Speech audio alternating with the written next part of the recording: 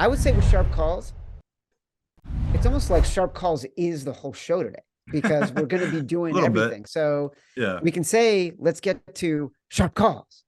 But I feel like whatever you're hearing is also the conversation we should have. So what are you hearing?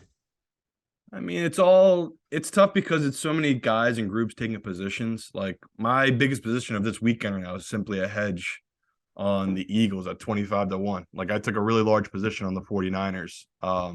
Just because as much as I was bashing them and everything like that, trying to get you to go on the Eagles with me, the 49ers are really good. Like this Purdy thing, I should put a pull out. Will Purdy win more than 5 games the rest of his career? Because this is truly lightning in a bottle. Like I go back and I watch it, and again, we'll break it down as we go along here, but it's just it doesn't make sense. The numbers don't make sense. And there's just some pros that are just simply blindly backing the 49ers. And on the flip side,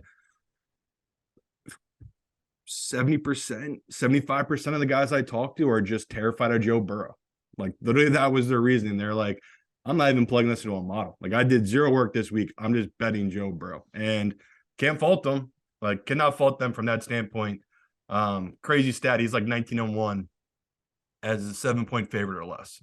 ATS his last 20. Like Joe is. We joke all the time about Neos, guys that break the matrix. He breaks the matrix. He's out of this world. It's the books can't catch up to it, and you know, luckily we rode him for most of this past year, where we didn't try to fight it. We just joined the party because it was crazy every week, the undervalued thing. So, not shocking that so many pros were on that one. I did think it was shocking how many pros love the 49ers. So that's one we'll obviously deep dive into. But yeah, like this week, next week, I'll be with a lot of pros, a lot of guys who are big money, big timers. Chad knows I'm flying out to London on Sunday to be with a bunch of guys for the games that are like high level bettors and people from Europe, and they view things differently than I do. Because to me, I could never just blindly bet a game. Like I'd have to run a model, and they're the type that just like I've seen this 1,000 times.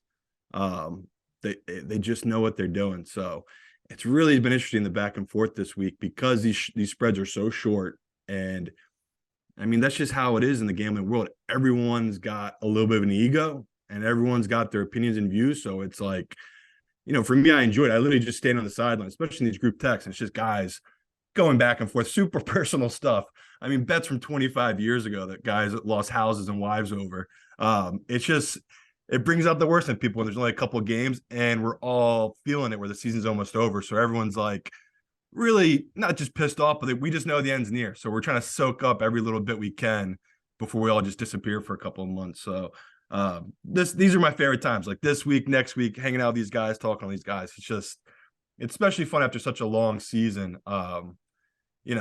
We all have our opinions, right? Everyone's got their opinions. They're staunch in their opinions at this point and what you believe in, what you want to back at this point. So to me, that's why I love it when it comes down to this final 4 teams here, just because we got the rare thing here. The first time, what is it, since 1996, our guy Evan Abrams put out, maybe it's 98, that both spreads were below 3 points in the championship game. So no matter what, we're in for some amazing football. I feel like we all can feel that way.